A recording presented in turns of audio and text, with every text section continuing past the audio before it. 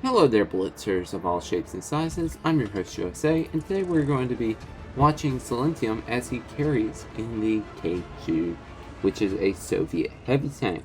Now, the K2 is basically a unnerfed IS-4 at Tier 8.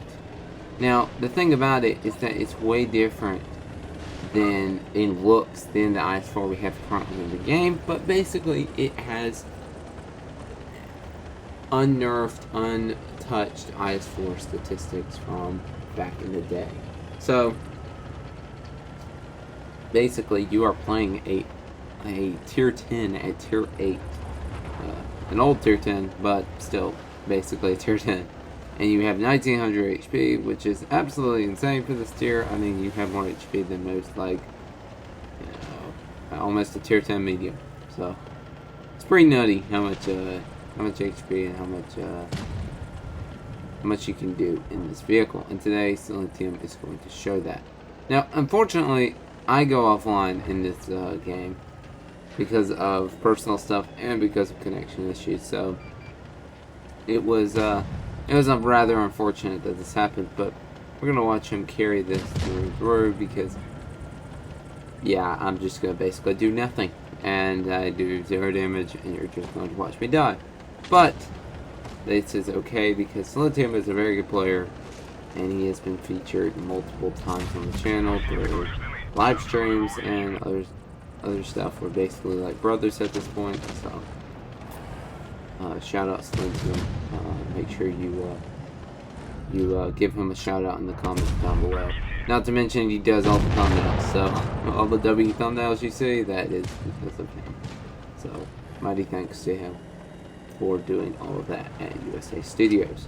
But anyway, let's turn back to this game. Now, as you can see, he completely obliterated that 59, which took a quite aggressive spot. Now, unfortunately, this is so sad because I could have gotten a shot off here. Ugh. Just, yeah, it's just awful.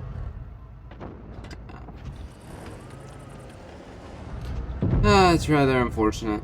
It's rather unfortunate. And as you can see, he is now in a 4v5 situation.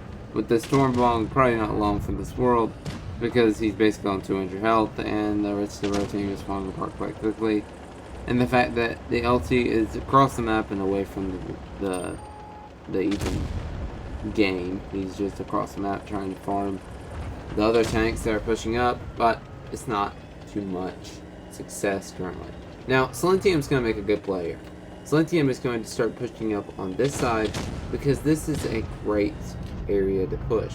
Now, if you don't know, this spot is basically what we call the Kolobanov's position. It's you can easily get a Kolobanov's medal here because of just how they can't touch you, and they have so many slow heavies and TDs that this position will work in this scenario.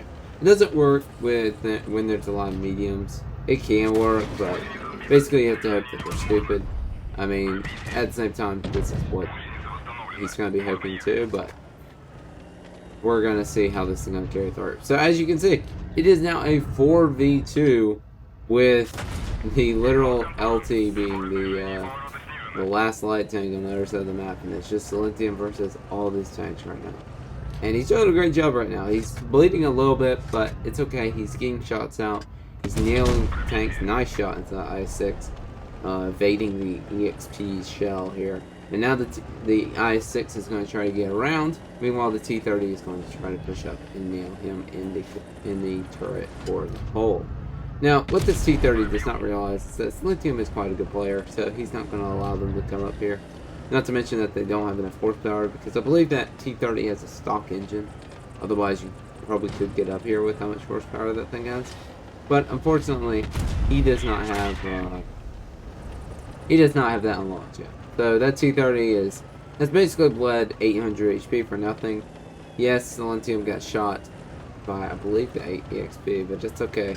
Because basically he's just gonna hold here. There's really nothing they can do, and now we can see that the LT has left the AT-15, which later on in the game you're gonna see that might be an issue, but we will see what happens. Now, he's going to shoot the IS-6. And now Silentium has a shot at definitely dealing with this T-30 now, because now the T-30 is alone.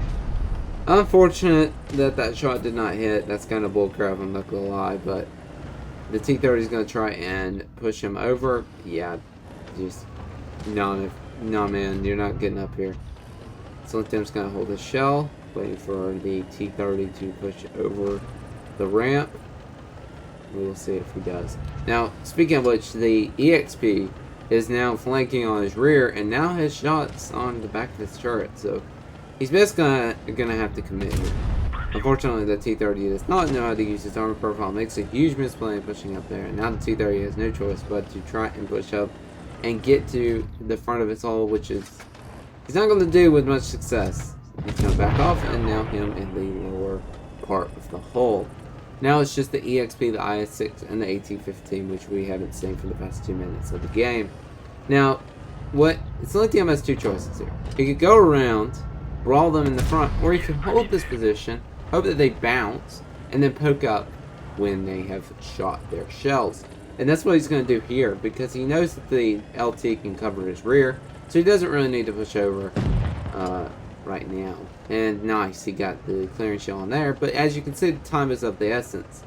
He now only has 40 seconds to fix this game up, and we have no idea where the AT-15 is. Oh wow, it got spotted, and the LT shuts him down. Now Silentium can push in and kill the EXP. And which, let's see, is he run away? He didn't. Can he nail the shell? And he does. And just like that, our buddy NMX, Silentium, Dark Dream, or whatever else you call this man, has done it again in an amazing game of World of Tanks Blitz. And this just shows you how powerful this spot truly is inside the game. Now, unfortunately, he had a terrible teammate, being me, but it's okay because he got the win in the end. And by the way, can we just say, what a great camo choice by him too. Let's go ahead and look at the post-game results. So looking at the post-game results here, we can see that he got a high caliber medal for dealing the most damage in the battle, and not to mention that he got mastery, finishing with over 4,500 damage and 2 kills. It would confuse me if he did not get a mastery. He also blocked a lot of damage and got 1,400 XP. I believe the XP mark for a mastery on this tank is like 1,350. So he went well over what you needed to get the mastery. Anyway, I hope you enjoyed this replay. I appreciate Silent sending it in. And yeah, let's just not have one of these games again where I do 0 damage. Alright, I'll talk to you soon. Peace. Wait, why did I say talk to you soon? Like, how awkward is that? Let's go with I'll see you in the next video. Peace.